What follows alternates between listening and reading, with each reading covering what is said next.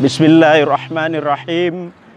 Assalamualaikum warahmatullahi wabarakatuh. Innal hamdalillah, assalatu wassalamu ala Rasulillah wa ala alihi wa sahbihi wa mawala. La haula wa la quwwata illa billah, amma ba'du. Ma'asyiral muslimin rahimakumullah. Puji dan syukur senantiasa kita panjatkan kehadirat Allah Subhanahu wa taala. Selawat dan salam buat junjungan alam habibana wa nabiyana Muhammad sallallahu alaihi wasallam. Kaum muslimin, jamaah syari Islam yang dirahmati Allah. Pada kesempatan ini izinkanlah kami menyampaikan pengajian singkat dengan judul Taubat. Taubat diambilkan dari kata taba yatubu taubatan, artinya kembali. Kembali kepada fitrah manusia sesungguhnya.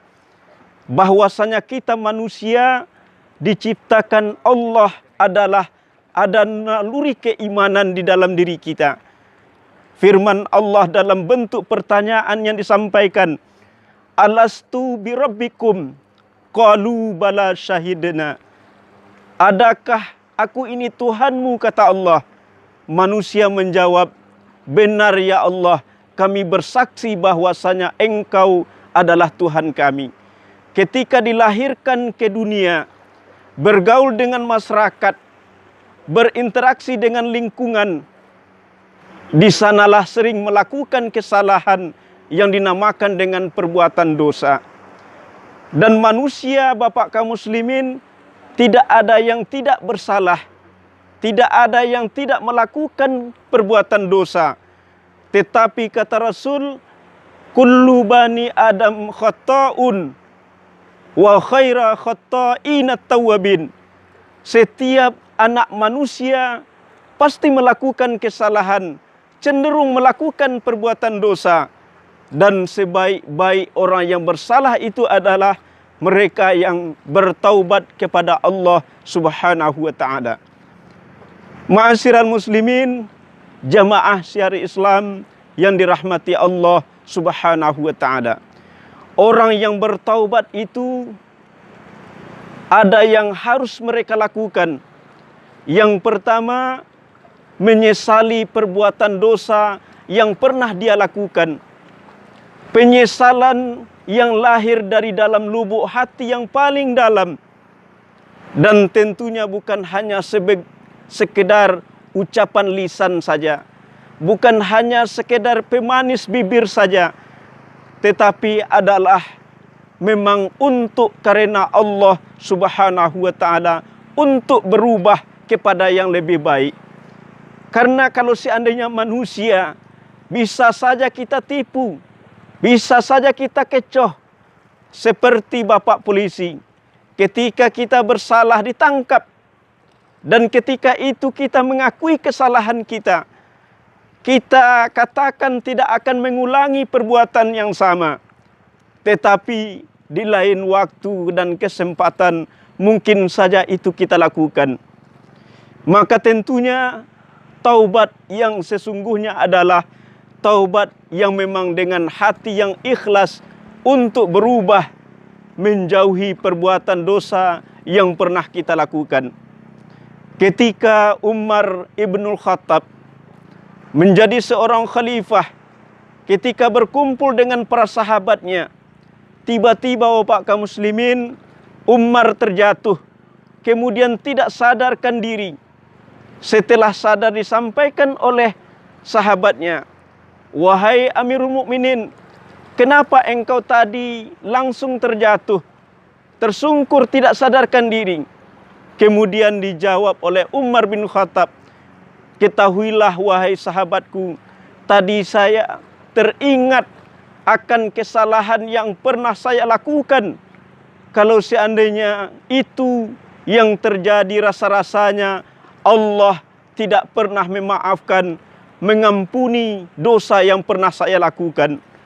Bahwasanya Umar bin Khattab, hadirin kaum muslimin yang dirahmati Allah, yang dilakukan oleh Amirul Mukminin sebelum menjadi Muslim, sebelum masuk ke dalam Islam, bahwasanya dia pernah membunuh anak perempuannya, dikuburkan hidup-hidup. Ketika itu diumumkan kepada seluruh masyarakat, barang siapa yang punya anak perempuan, maka mereka merasa malu dan anak itu harus dibunuh. Dan kehendak Allah Subhanahu wa taala, dari seorang istri Umar bin Khattab lahir seorang anak perempuan. Dan ketika itu baru beranjak remaja. Sampai umur 6 tahun tidak diketahui oleh Umar bin Khattab bahwasanya anaknya adalah seorang anak perempuan.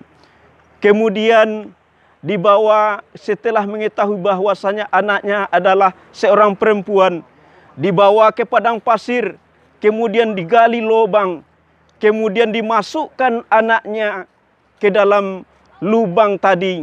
Maka ketika itu langsung ditimbun dengan pasir. Dan ketika itu kata Umar bin Khattab, saya masih terdengar suara panggilan dari anak saya, ayah, ayah. Dan kalau seandainya itu yang terdengar, teringat sama saya hari ini, maka rasanya saya adalah orang yang sangat durhaka, yang tidak akan pernah mendapatkan ampunan dari Allah Subhanahu wa taala. Kaum muslimin, jamaah syiar Islam yang dirahmati Allah. Kemudian yang kedua adalah orang yang bertaubat itu harus berjanji.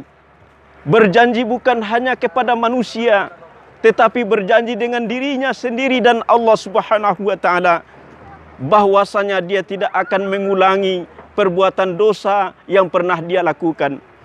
Firman Allah di dalam surat At-Tahrim ayat yang ke-6, ya ayyuhallazina amanu tubu ilallah taubatan nasuha.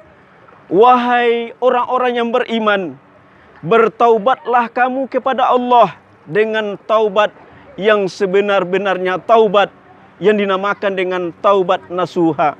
Taubat nasuha artinya bertaubat memang tidak akan melakukan perbuatan yang sama yang pernah dia lakukan, dosa kecil ataupun dosa besar.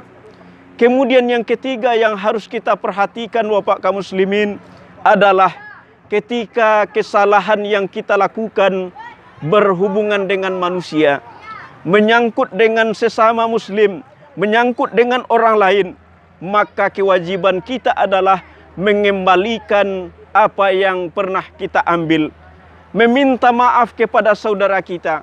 Ketika kita mengambil haknya, maka harus kita kembalikan.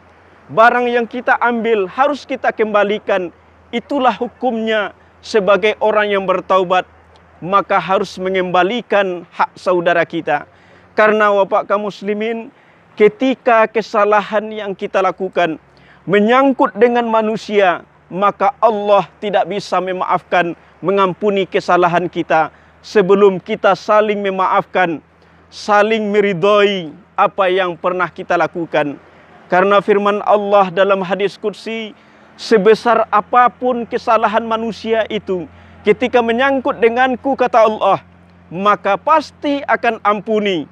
Aku ampuni bagi mereka yang bertaubat.